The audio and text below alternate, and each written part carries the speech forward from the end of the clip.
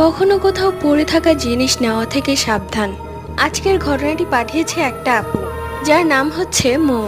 লিখেছেন, এমনিতে তো আমি ছাদে যেতাম না তেমন একটা, কিন্তু যেদিন কাপড় ধুই সেই দিন কাপড় শুকাতে আমার ছাদে যেতে হতো। কেননা আমাদের বারান্দাটা এমন সাইডে পড়েছে যেখানে একটুও রোদ আসে না, আর কাপড় ধুয়ে শুকাতে দিলেও শুকায় না। তো যাই হোক, সেই দিন ছিল রবিবার।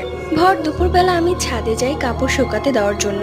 কাপড় সবগুলো মেলা হয়ে গেলে আমি যখন নিচে নেমে আসবো, ঠিক তখনই আমার চোখ যায় টপের কিনারায়। দেখলাম খুব সুন্দর একটা বাটি পড়ে আছে।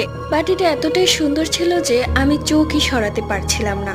এরপর বাটিটা নিয়ে আমি ঘরে চলে আসি। আমি জানি না এটা কার বাটি, কিন্তু এই বাটি আনার পর থেকেই ঘরে অস্বাভাবিক ঘটনা ঘটা শুরু করেছে। রাতের বেলা সেই বাটির খটখট শব্দে আমার ঘুম ভেঙে গেল।